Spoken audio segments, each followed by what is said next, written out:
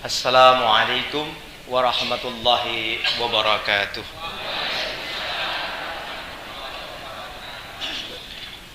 Innal hamdalillah nahmaduhu wa nasta'inuhu wa nastaghfiruh wa na'udzu billahi min shururi anfusina wa min sayyiati a'malina may yahdihillahu fala mudilla lahu wa may yudlil fala hadiya lahu wa asyhadu an la ilaha illallah wahdahu la syarika lahu wa asyhadu anna Muhammadan 'abduhu wa rasuluhu la nabiyya ba'dahu. Allahumma salli wa sallim ala sayyidina wa maulana Muhammad wa ala alihi wa ashabihi ajma'in bi rahmatika ya arhamar rahimin. Allahumma bika asbahna wa bika nahya wa bika namutu wa ilaika nusyur. Alhamdulillahilladzi bi ni'matihi tatimmu shalihat. Alhamdulillah ala kulli hal, ma ba'd. Bapak Ibu rahimani wa rahimakumullah ingkang dipun tresnani Allah Subhanahu wa taala. Ingkang sebisa monggo sareng kula nderekaken manunggal puji syukur wonten ngasanipun Allah Subhanahu wa taala ingkang tasih rumentahaken dumateng kula lan panjenengan kawilujengan kanugrahan nikmat gesang wonten ing alam bebrayan kanthi niring sami kala lan mugi kula panjenengan tansah pun caketaken dumateng tiang-tiang saleh, tiang-tiang ingkang taat dumateng Allah Subhanahu wa taala. Lan mugi kula panjenengan mangke dipun pungkasi kanthi husnul khatimah. Amin. Amin ya rabbal alamin. Shalawat lan salam tansah kunjuk wonten ngaso Nabi Allah Muhammad sallallahu alaihi wasallam sumrambah dumateng keluarganipun, para kadang karibipun lan langkung-langkung dumateng umatipun. Kula panjenengan kalebet umat-umat ingkang kinasih ingkang badhe nampi safaipun Rasulullah SAW kanthi izin palillah Allah Subhanahu wa taala. Sehat ibu bapak? Alhamdulillah. Krana sehat kula panjenengan saged menapa ingkang kula panjenengan kersakaken kasembadan. Menawi awake mboten sehat menapa kemawon abot dahar kemawon sing paling enak wis dadi ora enak gitu. Nah, langkung-langkung wonten ing wayah Jawa ya. Mugi-mugi Allah nentokaken lan nurunaken jawah menika mugi-mugi barokah ya. Allahumma sayyiban nafi'an. Mugi-mugi Allah Subhanahu wa taala paling barokah kanthi jawah kala wau boten dados balak ya, bencana wonten ing papan pundi kemawon wonten saweneh kedadosan udan menika dadosna musibah ya. Mugi-mugi udan ingkang tumambak wonten ing griya kula panjenengan estu-estu paring barokah dumateng kula panjenengan sedaya. Amin. Amin ya rabbal alamin. Bapak Ibu rahimani wa rahimakumullah. Wonten ing jam punika kula badhe ngaturaken saweneh angger-angger utawi napa nggih aturan kaidah yang pada umumnya itu kita sok bingung ya. Terkait apa? Terkait fikih hukum ya. Terkait dengan fikih saya ingin membahas sebenarnya banyak sekali, cuman saya ambil 5 yang utama ya. 5 kaidah di dalam fikih, di dalam aturan-aturan di dalam agama kita ya, yang sangat sempurna ini. Jadi mudah-mudahan nanti dengan 5 kaidah ini kita bisa memilih mana yang kita akan kerjakan, kita akan amalkan, mana yang harus kita tinggalkan dan kita harus singkirkan dari kehidupan kita ya. Karena sesuatu yang berkaitan dengan dalil ya, dengan hukum ini hanya hukum Allah Subhanahu wa taala yang paling sempurna. Semua ciptaan manusia tidak ada yang melebihi kesempurnaan hukum ketetapan Allah Subhanahu wa taala. Karena kita berada di Indonesia, maka kita harus memahami dan mengetahui mana-mana yang harus kita dahulukan karena itu syariat dan mana-mana yang harus kita tinggalkan karena itu sama sekali tidak berpahala di hadapan Allah Subhanahu wa taala. Tapi ada kemanfaatan. Ada kemanfaatan yang bisa kita ambil dari beberapa kegiatan yang kita lakukan. Kaidah yang pertama ya, yaitu berkaitan dengan al-umuri bi maqasidihina. Al-umuri bi maqasidiha ya. Al-umur bi maqasidiha ya. apa itu? Segala urusan itu bergantung dari niatnya. Maka Bapak Ibu harus kita perbarui niat. Karena yang namanya niat itu ranahnya ada pada hati, bukan pada lisan. Ini pada hakikatnya. Yang namanya niat itu pada hakikatnya adalah ranah hati. Bagaimana lisannya bisa berbeda dengan hatinya. Tapi yang namanya hati itu meskipun tidak terucap di dalam lisan, itu sudah menjadi niat. Maka niat ini penting karena apa-apa yang menjadi kewajiban kita itu akan mendapatkan balasan di sisi Allah Subhanahu wa taala karena niat yang baik itu. Baik Ibu, rahimani wa rahimakumullah, dalil kaidah ini ya ada pada hadis sahih Bukhari, Muslim, Abu Dawud, Ibnu Majah radhiyallahu anhu. Rasulullah SAW salah satu hadis di dalamnya bersabda, innama a'malu biniyat wa innama likulli imrin ma nawa. Sungguhnya amal itu bergantung dari niatnya, dan seseorang akan mendapatkan sesuatu atas niatnya itu.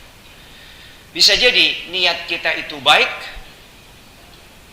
dan kita sudah melakukannya jauh-jauh sebelum amalannya, tapi qadarullah, Allah berkehendak lain. Sebelum niat itu tersampaikan, kita tidak memenuhi apa yang kita niatkan itu, tapi Allah sudah catat itu sebagai pahala di sisi Allah Subhanahu wa taala. Orang yang sudah punya niat haji, sudah nabung, sudah mendapatkan porsi, tinggal menunggu berangkatnya, entah tahun berapa. Qadarullah, Allah wafatkan dia. Ini Allah sudah sempurnakan niatnya, ini adalah amalan haji yang sempurna. Subhanallah, Masya Allah.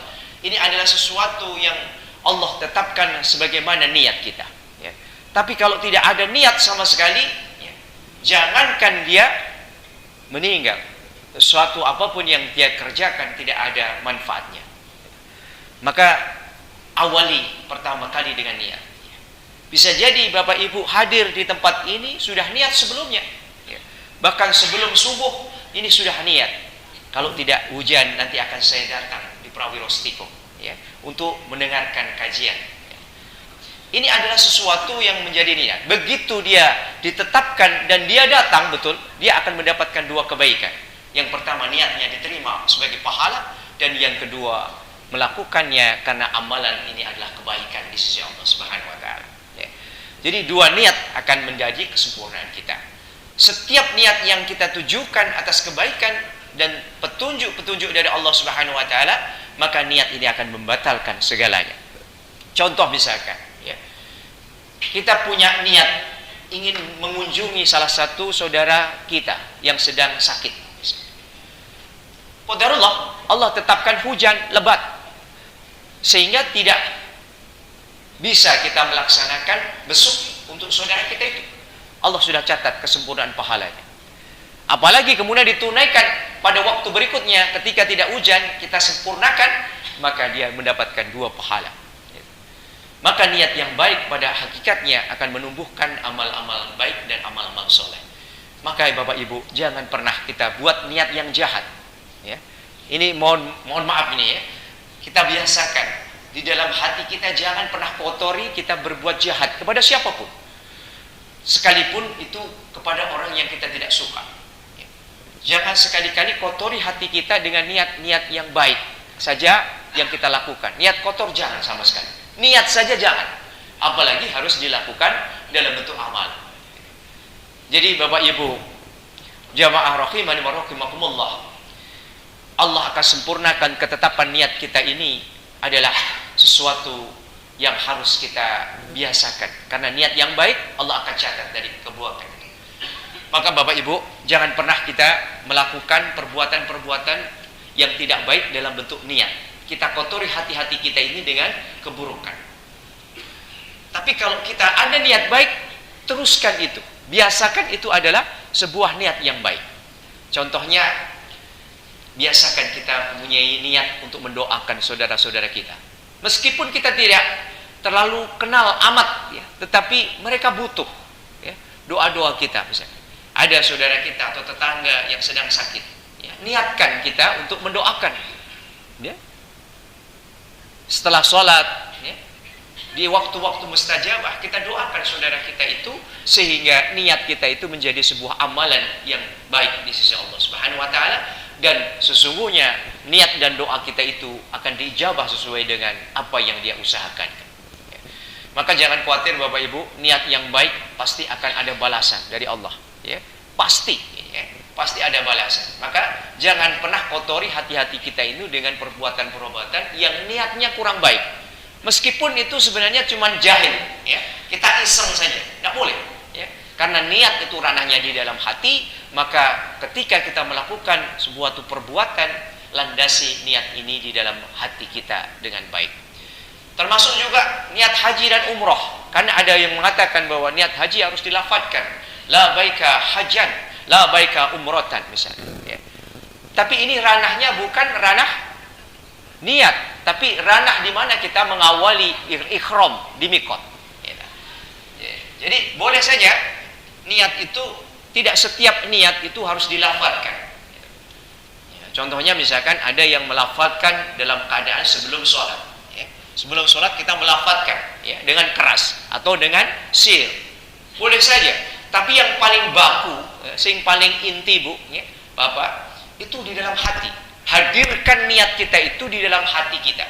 Kita mau sholat apa ya, itu sudah ada di dalam hati kita ya. Bahkan sebelum sholat kita berwudu saja sebenarnya sudah niat kita ya, mau sholat apa gitu kan ya. Maka ini sebenarnya sudah dicatat sebagai sebuah niat yang baik ya. Apalagi kemudian setelah itu bisa mengamalkan dalam kegiatan-kegiatan, baik itu dalam rukun maupun dalam kewajiban kita untuk memenuhi amalan-amalan itu. Termasuk juga pernikahan, di dalam pernikahan, di dalam tindakan pidana. Ini kalau tidak ada dasar, ya, tidak ada niat di dalam hatinya, meskipun kita harus melakukannya di penjara, gitu, Allah akan sempurnakan. Ini adalah kepala. Kan ada ini, ya, karena kasus ya, yang menyangkut dalam sistem, dia harus dipenjara. Gitu. Padahal tidak ada niat, korupsi tidak ada. Korupsi tidak ada, tetapi karena sistem yang dibuat ya, dalam aturan negara ini, maka kemudian dia harus menanggung sebagai terdakwa dan harus mempertanggungjawabkan di penjara. Ini di hadapan Allah Subhanahu wa taala, kalau niat itu tidak ada dan dia tidak merasakan korupsi, itu Allah akan ampuni ini sebagai sebuah kemuliaan di sisi Allah Subhanahu wa taala. Ya. Maka jangan khawatir Bu, ya. Semua ada balasannya, ya. Meskipun kita mendapatkan pesakitan di dunia ini karena sistem, bukan karena niat kita, ya, bisa jadi Allah akan sempurnakan wafat kita dalam keadaan husnul khatimah, sekalipun dia dianggap sebagai koruptor. Ya. Ini mohon maaf ini ya, karena ranah itu hanya ada dalam hati kita. Ya. Maka mulai dari sekarang Bapak Ibu, upayakan hati kita jangan kotori dengan niat-niat buruk.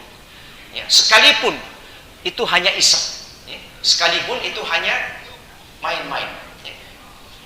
Maka hendaklah kita menjaga niat ini, karena Allah akan menentukan sesuai dengan niatnya. Niat juga akan membedakan kita pada saat beribadah ataupun beribadah dari satu dengan orang yang lain. Sama-sama ya, hadir di majelis ini, tapi ada niatnya yang berbeda. Karena kita tidak tahu hati itu ada pada seliranipun panjenengan piyambak-piyambak. Kita tidak tahu ranah hati kita. Kita hadir di tempat yang sama, bisa jadi niat kita berbeda. Maka untuk itu, ya, memperbarui niat dalam keadaan yang baik untuk mendapatkan pahala yang terbaik, ini perlu kita jaga. Ya. Kalau tadi dari niat kita untuk mendapatkan ilmu, ya, kemudian di majelis, ya, kemudian jangan ngediko sendiri. Ya. Karena ngediko sendiri berarti niatnya sudah berbeda ya. Karena ada niat lain yang akan diperoleh ketika kita menyimpang dari niat awal. Termasuk sholat Bu ya. Kalau panjenengan nggak percaya nanti bisa dicoba gitu. Ketika takbiratul ihram kita betul-betul sudah niat untuk menghadap Allah Subhanahu wa taala, ingin berdoa ingin meminta apa yang ada di dalam sholat kita dan beberapa hajat kita.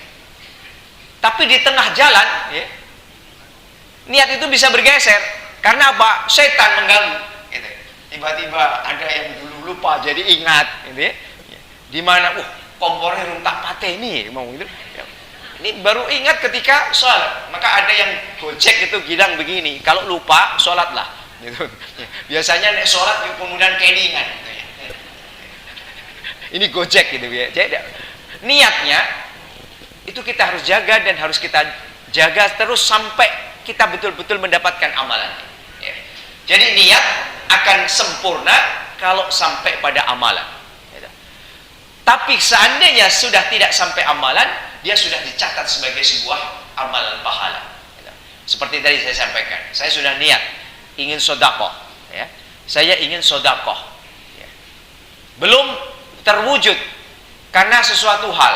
Ya. Bisa jadi uangnya belum cukup misalkan. Ya. Ini sudah dicatat sebagai ibadah. Setelah kemudian cukup, kemudian melaksanakan dalam bentuk amal, ini akan disempurnakan amalnya. Ya. Jadi Bapak Ibu, tidak usah khawatir, setiap amal yang kita niatkan dalam kebaikan Allah akan ganti itu. Meskipun kita tidak mampu lagi melakukan amalan itu. Contohnya misalkan anak disuruh oleh orang tuanya sedang asik main HP. Nah, itu tolong dibelikan itu gula pasir di sebelah, warung sebelah, Ibu Nana itu. Ya, ya bilang iya, gitu. Tapi masih asik, gitu. Karena orang tua biasanya kalau memerintah kepada anaknya tidak kemudian melaksanakan, dianggap tidak bersedia. Kemudian memerintahkan anak yang satunya lagi, yang sedang nyapu. Nah, nyapunya dilereni dulu. Bapak minta kamu beli gula pasir di warung Bu Nana. Kemudian anak ini menyelesaikan tugasnya karena belum selesai tugasnya, niatnya kan nyapu tadi, membersihkan halaman. Tapi kemudian dia menghentikan karena perintah yang lebih utama.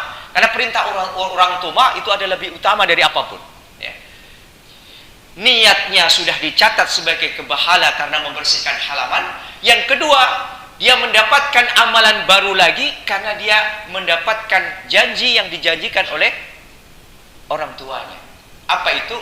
Membelikan. Setelah beli kemudian meneruskan lagi. Anak ini sudah mendapatkan kebaikan dua. Ya.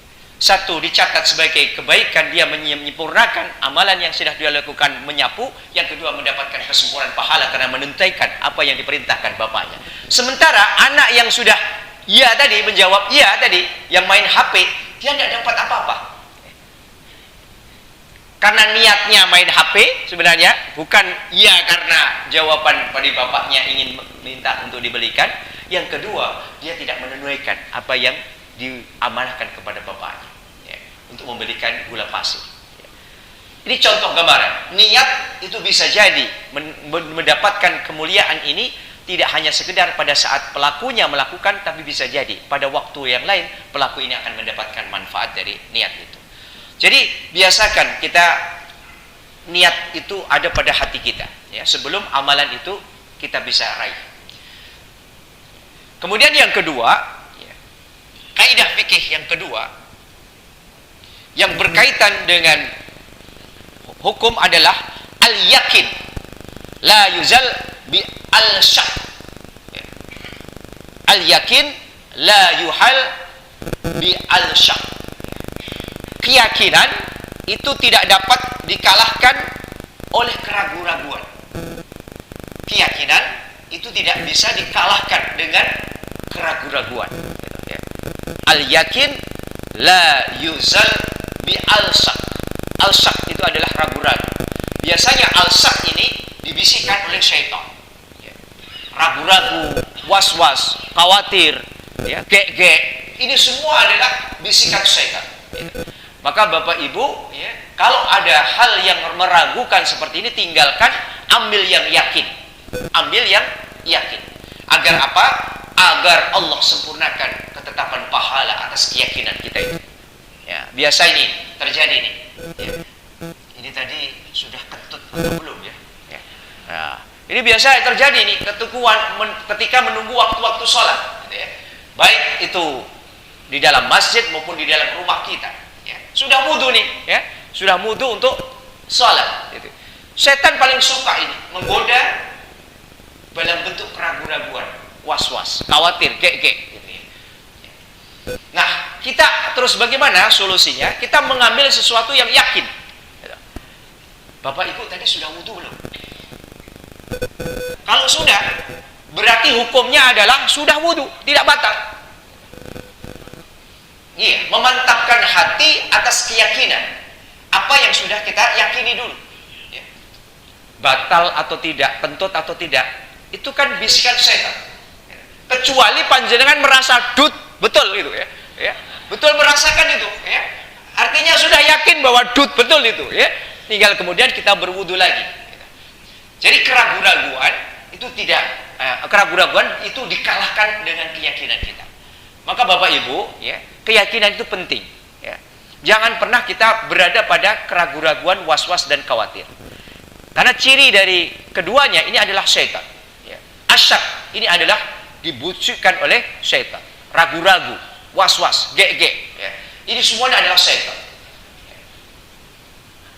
Orang yang haji juga sama tuh, ya. Ketika tawaf, tawaf ini sudah kentut atau tidak, ya. Ya. Yakin sudah wudu, sudah. Kentut atau tidak, kalau panjenengan tidak yakin bahwa Anda sudah kentut atau tidak, teruskan tawafnya. Karena pada hakikatnya panjenengan belum kentut. Tapi kalau sudah yakin bahwa ada yang keluar pada kubul kita itu angin apa yang beneran gitu ya. Itu kita harus yakinkan bahwa kita harus berwudu. Ya. Ini tawaf ini sudah sampai 7 putaran. Ya. Sudah 7 putaran terakhir ini. Ya. Kemudian menstruasi, ya. Ya. Dia dibisikkan, itu. Taunya apa? Taunya ketika dia ke belakang setelah selesai tawaf, sholat 2 rakaat, kemudian dia ke kamar mandi ke belakang, kemudian dibuka, kok ada darah? Haid berarti kan? Nah ini apakah darah itu keluar pada saat tawaf atau pada saat sholat? Kita dibisikkan pada suatu keraguan-raguan. Yakinkan. Yakin enggak kalau tawafmu dan sholatmu itu tadi dalam keadaan masih bersih? Kalau yakin, panjenengan akan disempurnakan oleh Allah Subhanahu wa taala ketetapannya. Tapi kalau ragu-ragu, ya, tidak yakin, batalkan. Ini pernah terjadi pada satu kasus jamaah itu, ya, setelah selesai tawaf, setelah selesai 2 rakaat, ya, 2 rakaat, ya, sholat di belakang makam Ibrahim, gitu, dia baru merasakan kok haidnya keluar. Gitu ya. Kemudian saya tanya, Ibu yakin tidak pada saat tawaf dan sholat itu dalam keadaan masih suci? Ya saya tidak tahu. Yakin tidak? Saya nggak tahu. Coba Ibu, sekarang saya berikan waktu beberapa detik ya untuk meyakinkan pada saat itu yakin atau tidak. Kalau panjenengan selama tawaf dan sholat 2 rakaat di belakang Ibrahim itu, makom Ibrahim itu masih dalam keadaan bersuci. Saya nggak yakin, Pak. Kalau nggak yakin, sempurnakan. Besok kita antar lagi untuk tawaf dan menyempurnakan tawafnya setelah bersih. Ini, jadi keyakinan itu akan mengalahkan keraguan-raguan. Seperti juga ketika kita sholat, ini sudah 4 atau 3 rakaat. Sering Pak, ini. Kalau sering hati-hati Pak, ini ya. Ada tipnya Bu, Pak, ya, supaya kita tidak mendapatkan keseringan itu tadi. Ya. Lupa kok sering, ini kan jadi, ya, jadi tanda tanya nanti. Terus bagaimana caranya? Sebelum sholat, panjenengan meludah 3 kali. Ya. Meludah jangan ludah beneran. Apalagi yang makmum itu nanti bisa antem-anteman gitu ya. Meludah di samping kiri dengan cara A'udzubillahi minasyaitonirrajim atau a'udzu bikalimatillahi tammati dengan menyembur 3 kali. Ya. Ini apa? Menghinakan setan yang akan menggoda. Ya. Ya. Menghinakan. Pak, ketika kita sedang sholat, apa boleh kita meludah? Boleh. Ya. Sedang kita bingung, kita dalam keadaan itu boleh kita meludah. Ya. Untuk apa? Menghinakan setan. Gitu aja. Ya. untuk menghinakan setan. Karena was-was, ragu-ragu itu jersas, itu adalah godaan dari setan yang sedang menggoda kita. Ya. Ya. Kemudian bagaimana Pak untuk rakaat tadi? Ya. Kalau kita ragu-ragu, ini rakaat kedua atau rakaat ketiga, gitu, pilih yang terkecil. Ya. Pilih yang terkecil rakaatnya. Ya. Berarti kita sempurnakan menjadi 3. Tapi jarang ini ya, biasanya 3 sama 4. 3 sama 4. Biasanya 4 rakaat. Ini gimana ya? Ini rakaat ketiga atau rakaat keempat? Panjenengan yakin mana itu? 3. Tambah lagi Bu, 1 rakaat. Meskipun yang melihat itu panjenengan sholat 5 rakaat. Meskipun, ya, ya. Nah, karena keyakinan itu akan mengalahkan keraguan-raguan dan Allah sempurnakan itu. Ya. Pernah ini, Pak, ya, kejadian pernah ini. Ya. Saya melihat itu, terus saya tanya, Bapak yakin tadi sholatnya berapa rakaat? Saya bilang gitu kan. Ya. 4 rakaat, Pak. Yakin, Bapak 4 rakaat? Yakin. Ya sudah. Ya sudah begitu. Padahal itu dia sudah sholat 5 rakaat karena ada ragu-ragu misalnya. Ya. Dia mau berdiri lama itu nggak jadi, berdiri lagi akhirnya. Karena apa? Ada keraguan-raguan. Setelah itu, kemudian kita sempurnakan dengan sujud sahwi. Ya. Ini dalam sholat. Karena sholat ada aturan Ibu. Ya. Tidak kemudian biar saja. Ketika kita ada keraguan-raguan, kemudian kita yakin, kita kemudian amalkan keyakinan kita sempurnakan dalam bentuk sujud sahwi. Ya. Sebelum salam, kita sujud sahwi. Dan itu akan hilang semua keraguan-raguan. Dan Allah akan tetapkan pahala kesempurnaan sholat kita. Ya. Jadi ini mohon bisa diamalkan Ibu. Ya. Ketika kita sedang was-was, kita sedang dalam keadaan ragu-ragu, ya, pilih yang yakin. Gitu. Jangan kemudian kita malah terhanyut pada keraguan. Gitu. Karena pada hakikatnya keraguan ini yang menghembuskan adalah syaitan. Ya.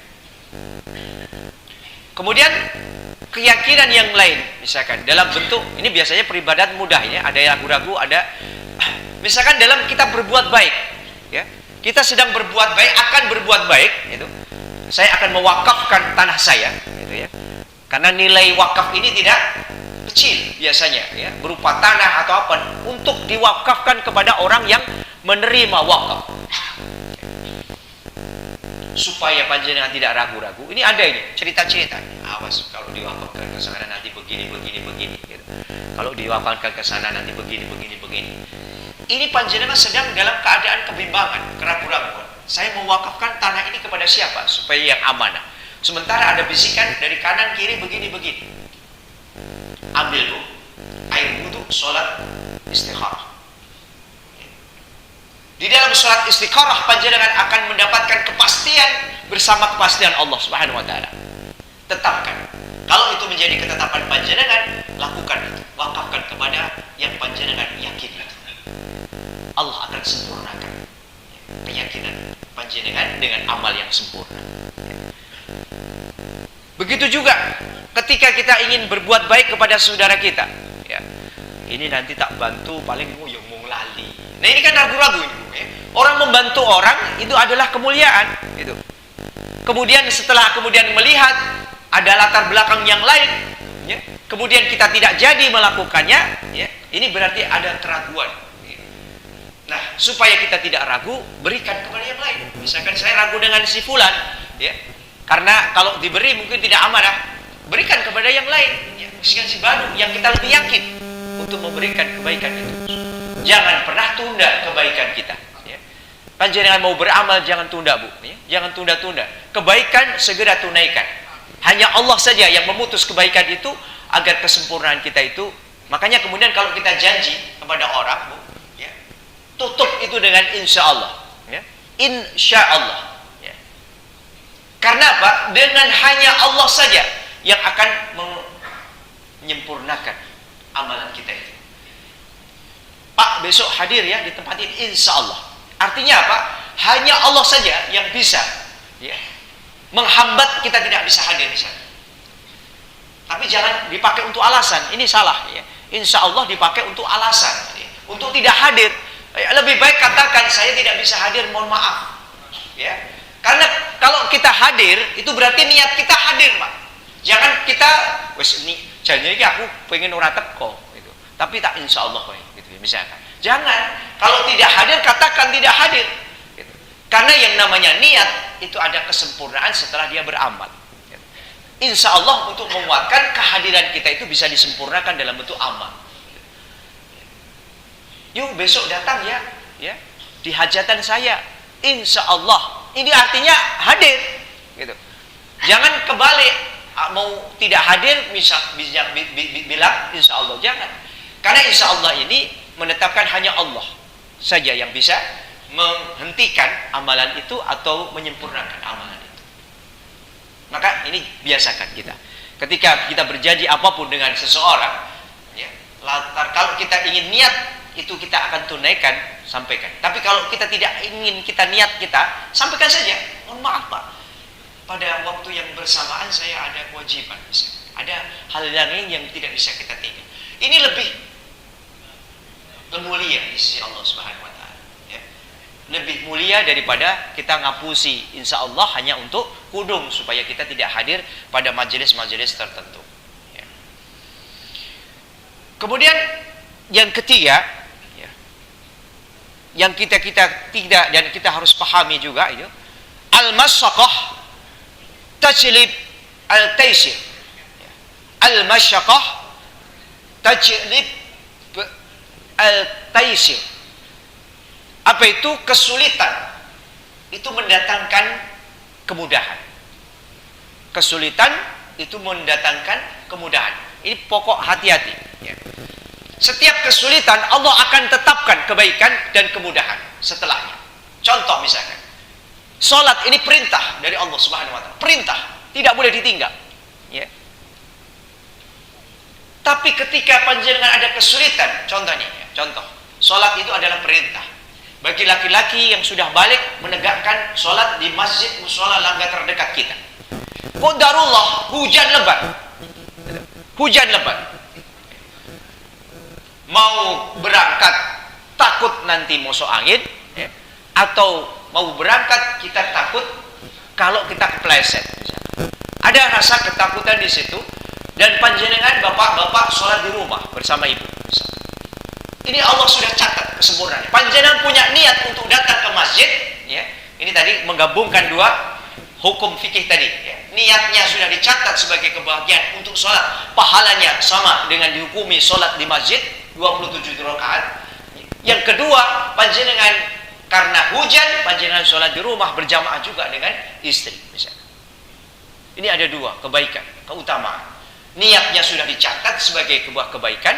Yang kedua, ada kesulitan panjenengan tetap melakukan sholat dan tidak meninggalkan, tetap berjamaah dengan istri di rumah.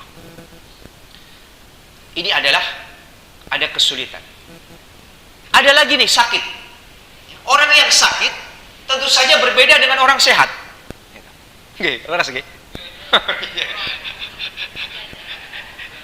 Iya. Kalau orang sakit, misalkan contoh nih, sakitnya itu ada di pada lutut. Lutut, cuma di lutut, Pak. Ketika takbiratul ihram berdiri, sama tidak ada masalah. Begitu mau sujud, wah, masalah itu. Ya. Makanya boleh sholat sambil duduk. Tapi takbiratul ihramnya karena tadi sempurna masih bisa dilakukan, takbiratul ihramnya tetap berdiri. Setelahnya duduk dengan kursi. Untuk menyempurnakan sholat kita, karena kita tidak bisa sholat dengan rukuk sujud karena sakit. Di dalam kesulitan Allah akan ada kemudahan untuk bisa mengamalkan itu dalam bentuk kesempurnaan amal. Ya. Tidak bisa dengan duduk, dengan berbaring. Tidak bisa dengan berbaring, dengan isyarat. Tapi jangan tinggalkan sholat. Karena pada hakikatnya sholat tidak boleh ditinggal. Dalam keadaan apa? Tapi boleh ada kafarat. Allah berikan kesempurnaan kafarat, sesempurna kafarat. Panjenengan bersafar, sudah, ya, bersafar, bepergian di luar kota, dengan menggunakan kendaraan apapun. Ya. Orang yang bersafar ini sudah berat. Ya. Karena apa? Dia harus melakukan perjalanan dalam jarak jauh, mempersiapkan segala macamnya. Belum kalau dia tidak sebagai driver, dia harus menyelam. Ya. Konsentrasi dengan fokus supaya yang kita bawa semua selamat. Allah sempurnakan orang yang bersafar boleh sholatnya di jamak, bahkan di khosor, diringkas. Gitu. Ya. Ambil itu sebagai sebuah hadiah dari Allah Subhanahu Wa Taala. Jangan betek mentang-mentang aku mampu kok, ya. Bisa saya melakukannya. Seperti kalau tidak sedang bersafar. Gitu. Ini dianggap manusia ini sombong. Ya. Oleh Allah dianggap sombong. Ya. Karena kita ada kafarot kok. Ya. Ya, boleh kita ringkas, boleh kita jamak, bahkan kita qashar, ya. Sholat duhur dengan asar dua-dua, ya, itu boleh dilakukan ketika kita sedang bersafar. Di balik kesulitan, ya, Allah perintahkan jaga sholat 5 waktu kita itu lengkap dengan bagaimana kalau kita berhalangan untuk menunaikan. Ya. Puasa wajib Ramadan misalkan. Ya. Panjenengan boleh membatalkan di tengah. Karena ada hukum syar'i. Contohnya misalkan apa? Puasa wajib, kemudian jatuh pingsan, tidak sadar sampai berbuka. Ini boleh membatalkan puasa. Nanti diganti pada waktu ketika dia tidak pingsan, ya, hari yang lain. Ketika kita puasa, karena kebiasaan kita di awal-awal waktu biasanya di meja makan masih banyak makanan, tiba-tiba makan saja itu sampai habis itu, ya, sampai habis dan sampai minum selesai sempurna. Itu. Puasanya batal enggak Pak? Enggak, barokah. Dapat sak piring tambah kesempurnaan sampai sing ciloko nek mangan kemudian ingat ketika makan selesai, belum selesai sampai di sini urung ngombe, ya itu masalah itu. Tapi kalau ingat ya sudah, rezekimu sampai tenggorokan itu, ya. Ya. Maka kalau ada yang puasa kemudian tanpa sengaja kemudian makan sampai kenyang, itu tetap saja teruskan puasanya, puasanya tidak batal. Itu barokah, betul-betul barokah. Orang lain belum tentu kok itu dapat itu, ya. Ya. Iya. Tapi kalau disengaja, nah ini masalah. Meskipun itu hanya seteguk air, ya. Kalau itu disengaja batal, ya. Contohnya misalnya kapan? Sambil wudhu, ya, kita sengaja memasukkan ke dalam, meskipun seteguk, batal, puasanya batal. Ya. Ini beda ya. Saya ekstrimkan, saya contohkan ekstrim biar ya paham bahwa sesuatu yang diberikan banyak kesulitan ada kemudahan untuk bisa mengamalkan amalan-amalan yang sempurna itu. Ya. Maka Bapak Ibu rahimani wa rahimakumullah, jangan pernah khawatir apa-apa yang diperintahkan Allah itu pasti thayyib, pasti baik. Lakukan itu, tidak usah kita ngeyel dengan alasan apapun kita. Ya. Karena semuanya sudah ada aturannya. Ya. Puasa itu bisa kita lakukan, siapa saja bisa.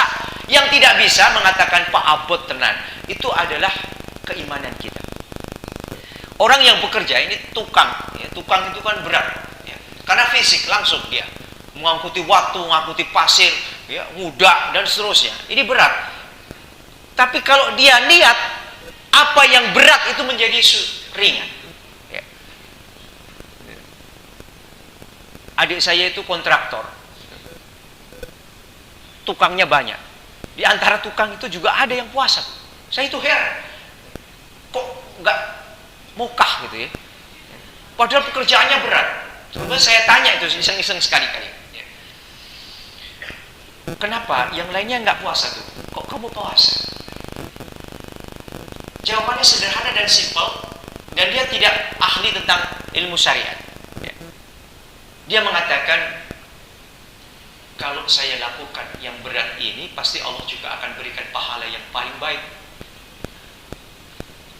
Sesuatu yang sulit itu dilakukan, Allah berikan pahala. Ini hadis, Bu. Di dalam masakoh, sesuatu kesulitan, kalau kita lakukan, coba sholat subuh itu berat, orang Bu, berat. Ya. Apalagi berdiding, misalkan. Ya. Mau ambil air saja sudah Gitu ya. Mau bangun saja sudah rasa-rasen, Bu. Tapi kalau panjenengan lakukan masyaqahnya, ya, masyaqah ini lebih berat, itu Allah akan tentukan pahala yang paling baik. Ya. Misalkan hujan tadi, Pak, ya. Bapak-bapak subuh hujan, panjenengan tetap bawa payung atau mantel, tetap pergi ke masjid. Ini tentu saja pahalanya lebih baik daripada yang sholat di rumah. Ya. Saya tidak bisa ngalahkan itu. Maka Allah sempurnakan amalan itu. Ketika ada kesulitan, Allah ada kemudahan di dalamnya. Ambil itu kemudahan-kemudahan yang Allah janjikan untuk menyempurnakan amalan kita. Ya. Jadi sesuatu yang sulit pasti ada jalan keluar. Ya. Maka apapun, Bu, misalkan ya haji berat, ya. Berat itu nek rung dilakoni. Gitu. Nek dilakoni, wah murah, Bu, haji itu. Coba bayangkan, Bu. Ya. Coba bayangkan. Ini. Haji itu berapa sekarang? Ya. Ini belum ditetapkan tahun ini ya. Misalkan ya, taruh saja kemarin sudah saving ya, porsinya itu 25 juta, ya kan? Berarti sekarang kalau ditambah 40 juta berapa? 75 ya. 65 ya. 65, taruh saja itu yang paling minimal. Mudah-mudahan Allah kabulkan. 65 juta. Banyak enggak? Banyak nek panjenengan tukang kerupuk. Kerupuk 65 juta tukang kerupuk banyak, Bu. Oh, kuat banget. Tukang pite, wah, sa-RT itu kembulan. Gitu ya. Iya, banyak. Banyak itu kalau tidak ada pembandingnya, Bu. Tapi nek panjenengan bandingkan, ya, ini menjadi murah, Bu. Coba bayangkan ini. Panjenengan sholat 1 kali di Masjidil Haram, itu pahalanya 100.000 kali lipat panjenengan sholat di Masjid Prawirastiko. Dah itu. Panjenengan akan mencapai berapa? Jadi kalau kita hitung, Bu, hitung-hitungan matematis saja ya. Sekali sholat di Masjidil Haram itu 100.000 kali lipat. Berarti kurang lebih sekitar 27 tahun. Jadi panjenengan 27 tahun sholat di Prawirastiko, rajin, ndak kendat, itu baru 1 kali rakaat. Sekarang haji murah atau larang, saya tanya? Murah, murah banget. Karena apa? Pahalanya panjenengan tidak bisa beli tuh di sini dengan berapapun rupiah. Ya. Maka Bapak Ibu yang belum punya niat haji, nek duwe pekarangan, dol. Ya karena apa? Karena Bapak Ibu tidak pernah diminta oleh Allah untuk ngedol waris. Tidak pernah. Ya. Coba rukun Islam ada enggak ngedol waris? Ada enggak? Nah, ada. Rukun Islam itu 1 syahadat, 2 salat, 3 puasa, 4 zakat, 5 apa, Bu? Haji. Itu rukun. Orang Islam menyempurnakan nek mempunyai harta, sempurna Islamnya. Itu rukun Islam tunaikan, Pak.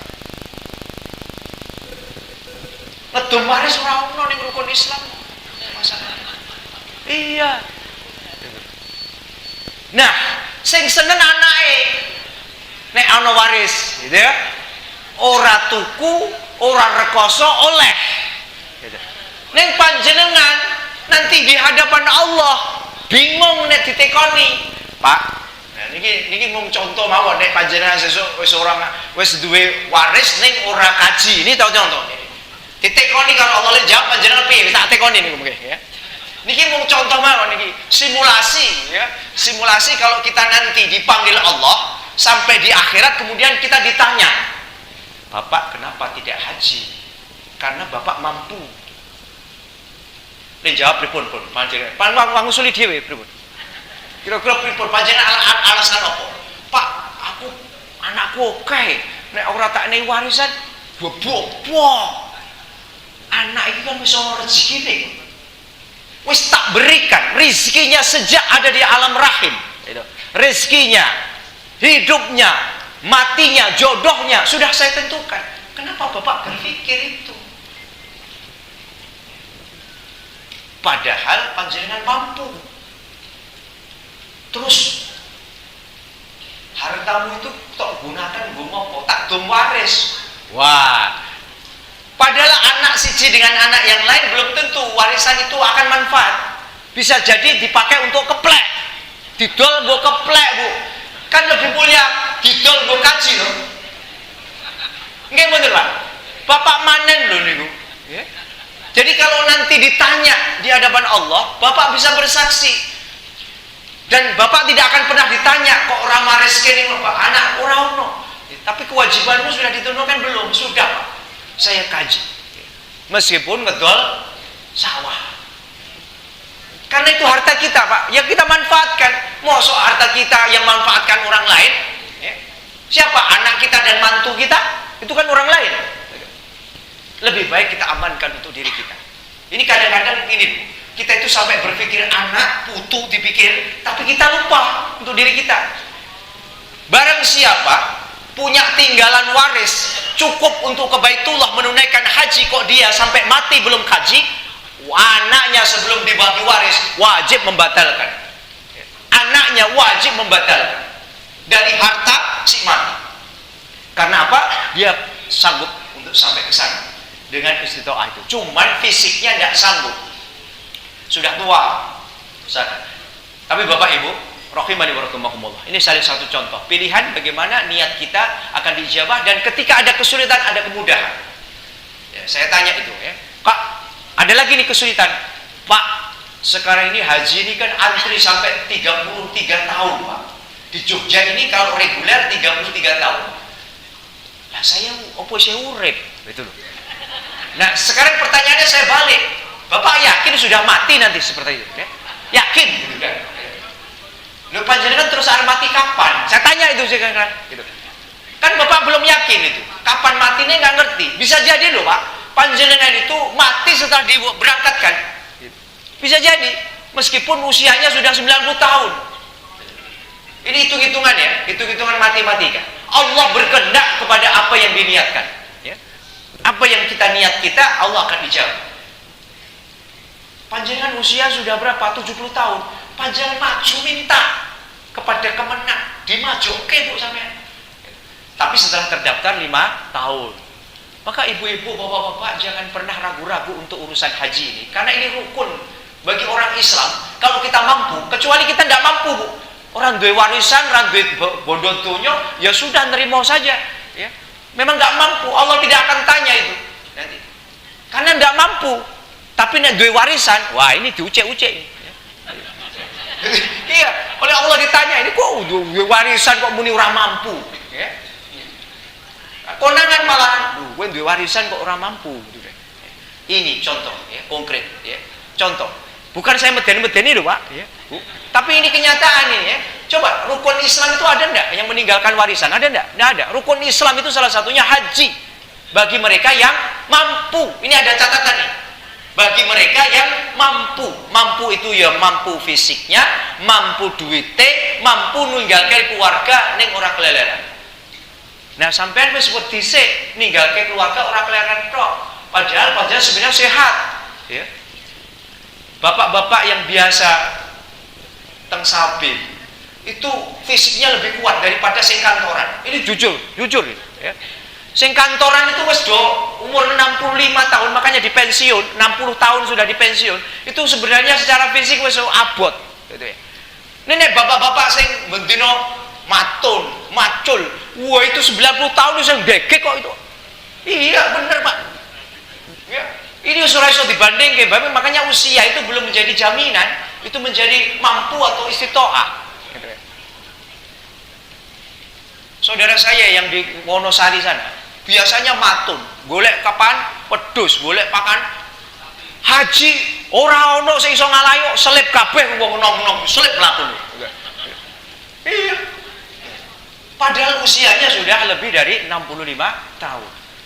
Kalah apa itu? Maka fisik ini tidak bisa menjadi ukuran ya.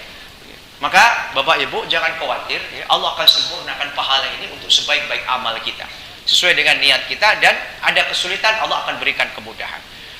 Kemudian yang terakhir, yang berapa? Baru keempat ya. Baru keempat. Al-doror yuhal ya. Al-doror yuhal. doror, ya. Kemudorotan itu harus dihilangkan, ya. La dororu wala dirar, ya. Tidak boleh membahayakan diri dan orang lain. Contoh nih, ya. Panjenengan tidak boleh membahayakan diri panjenengan maupun orang lain. Contohnya apa? Panjenengan bawa kendaraan panjenengan bane wis tipis, ngerti nek bane wis tipis, kok isih ngajak wong-wong kanca-kanca kon melu. Niki panjenengan membahayakan diri sendiri dan orang lain yang beserta panjenengan. Tidak boleh pada hakikatnya. Kalau bannya tipis, lebih baik jangan pakai ban itu, ganti ban atau ganti kendaraan, ya, supaya semuanya aman. Ini mau perjalanan jauh sampai Surabaya, kok bannya wis do tipis, ya, ini bahaya Pak.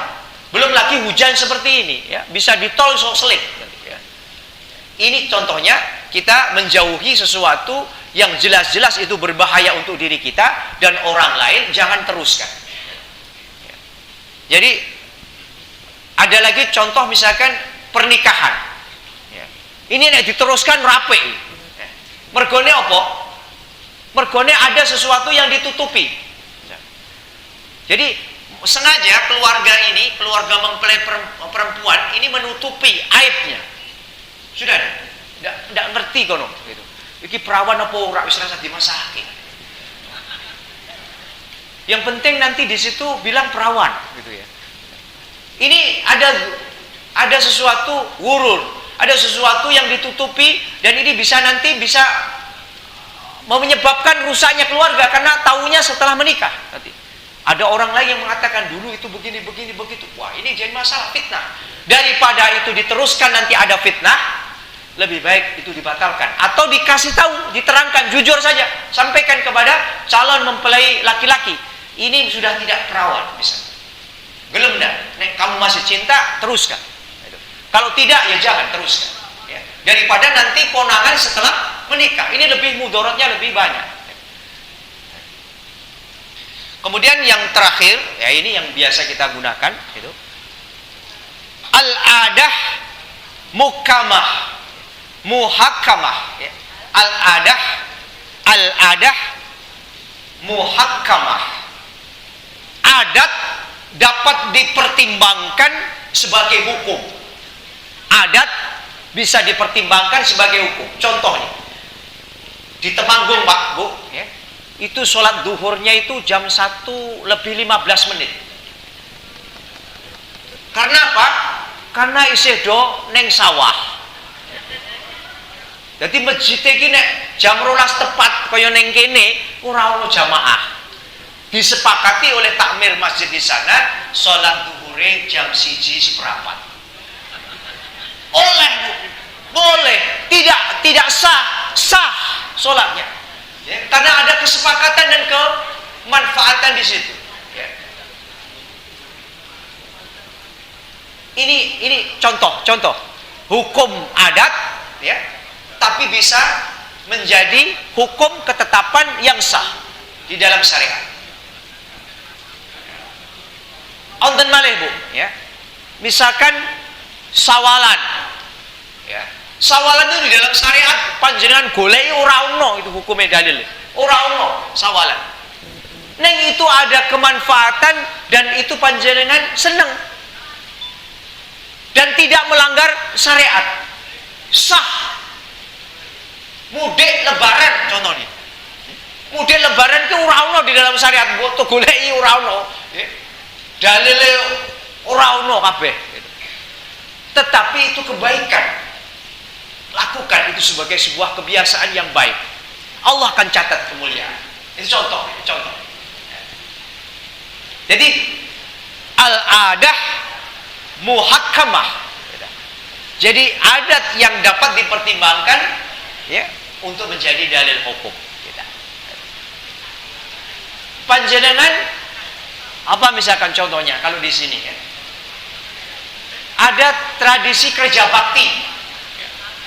Tradisi kerja bakti saben 3 bulan sekali misalkan untuk membersihkan makam misalkan. Ya. Ini neng syariat ora ono Bu gitu. Tapi apik karena makamnya terus bersih.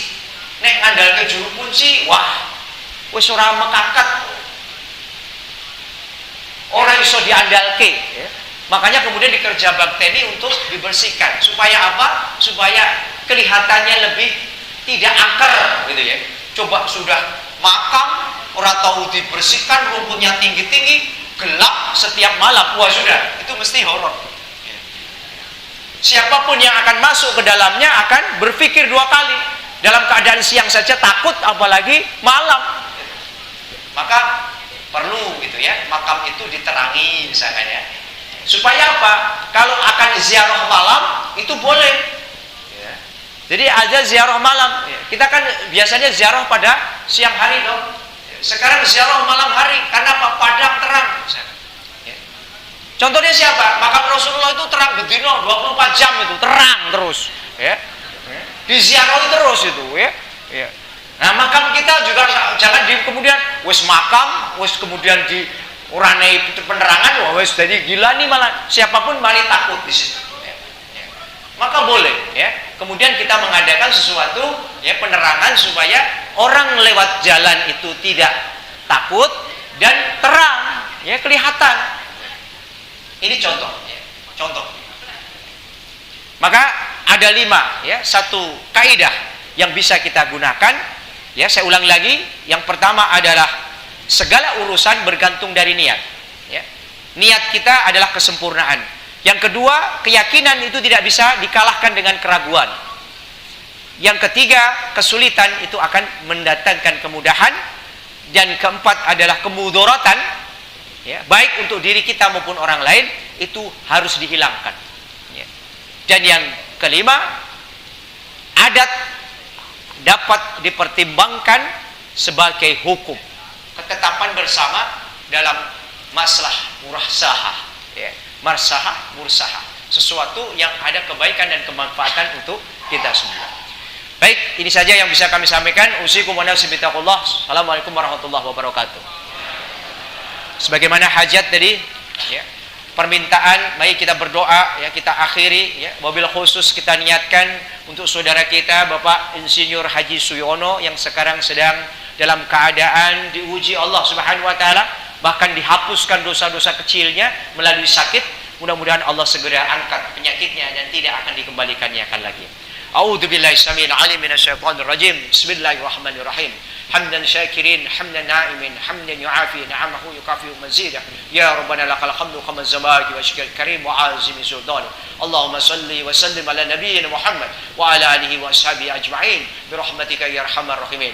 Allahumma ighfir lil muslimina wal muslimat wal mu'minina wal mu'minat al ahya'i minhum wal amwat innaka samiun qarib mujibud da'wat ya qadiyal hajat birahmatika ya arhamar rahimin. Allahumma inna nas'aluka huda wa tuqa wa 'afafa wal ghina. Allahumma inna nas'aluka rizqaka wa jannah wa na'udzubika min syaqatika wan nar.